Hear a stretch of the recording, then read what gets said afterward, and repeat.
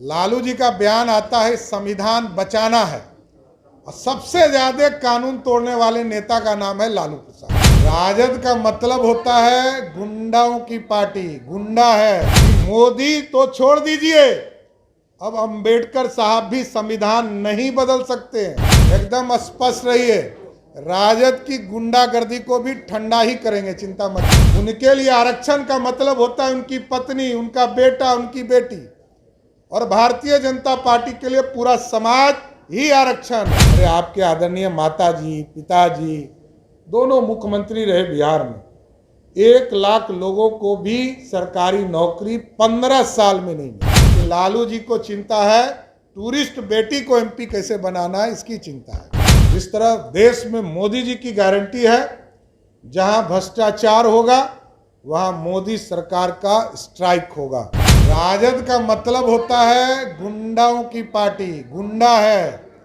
इस पार्टी में जितने उम्मीदवार हैं आप देख लीजिए, किसी ने नाखून कबाड़ा है, किसी ने किडनैपिंग करके मारने का काम किया है। ये है हमारे यहाँ कोई उम्मीदवार का नाम बताइए जो आपको लगता है कि तलवार बांटने का काम करता हो। हम अपने धर्म को पहले पूछते हैं, तब दूसरे का सम्मान करते हैं, इसमें कहीं दो मत नहीं। लेकिन एकदम स्पष्ट रहिए, राजद की गुंडागर्दी को भी ठंडा ही करेंगे, चिंता मत कीजिए। सम्राट जी, सुबह सुबह मनोज झा का स्टेटमेंट आया कि संविधान बचाने की लड़ाई हम लड़ रहे हैं और सुप्रीम कोर्ट के ऑर्डर के हिसाब से लालू यादव को स्वास्थ्य के बल पे दिया गया था। ये तो क्या भाजपा इस पे कार्रवाई, भारत सरकार इस पे कोई कार्रवाई? ये जनता को कार्रवाई करने दीजिए। देखिए, लालू जी का बयान आता है संविधान बचाना है और सबसे ज्यादा कानून तोड़ने वाले नेता का नाम है लालू प्रसाद। सारे गुंडे उनके पार्टी में, सारे अपराधी उनके पार्टी में। और एक चीज जान लीजिए कि लालू प्रसाद जी बिहार में अपराधियों के प्रतीक हैं। पहला नेता जो पंजीकृत अपराधी होकर सजा आपता है। और संविधान बचाने की बात जहां तक है, तो 10 साल से प्रधानमंत्री नरेंद्र मोदी जी हैं और मोदी जी ने स्पष्ट कहा है कि मोदी तो छोड़ दीजिए, अब अंबेडकर साहब भी संविधान नहीं बदल सकते हैं। इसके बाद बचता क्या है? ये लोकतंत्र है।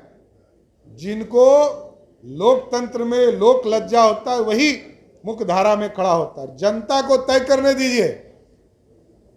उनके लिए आरक्षण का मतलब होता है उनकी पत्नी, उनका बेटा, उनकी बेटी, और भारतीय जनता पार्टी के लिए पूरा समाज ही आरक्षण है। हमारी बहनें कैसे मुख्य धारा में है, इसकी चिंता करना है। पूरे प्रदेश में, देश में 33% का आरक्षण मिले, इसकी चिंता है भाजपा को। लेकिन लालू जी को चिंता है टूरिस्ट बेटी को एमपी कैसे बनाना है, इसकी चिंता है। कुछ लोग सिर्फ बयानबाजी करके लोगों को ये कह रहे हैं कि 17 साल बनाम 17 साल, 17 महीने में अपने जिस विभाग के मंत्री थे, चाहे वो पथ निर्माण हो, चाहे वो नगर विकास हो, चाहे वो हेल्थ डिपार्टमेंट हो, चाहे वो RWD हो या पर्यटन हो, उसमें एक भी वैकेंसी नहीं निकली। यही है क्वालिटी ऑफ वर्क। और जिस है एजुकेशन डिपार्टमेंट में सबसे बड़ी वैकेंसी क्रिएशन का काम 2021-22 में हम लोगों ने किया, 1,75,000 शिक्षकों की बहाली का, उसमें भी किसी पॉलिसी को बनाने का काम उस बीच के कालखंड के सरकार ने नहीं किया। और जो हम लोगों ने 2021-22 में वैकेंसी क्रिएट किया था, उसी वैकेंसी को बीपीएससी को हम लोगों ने देने का निर्णय लिया था। उसी वैकेंसी पर बार बार की हमने किया। अरे आपके आदरणीय माताजी, पिताजी दोनों मुख्यमंत्री रहे बिहार में, 1 लाख लोगों को भी सरकारी नौकरी 15 साल में नहीं मिला।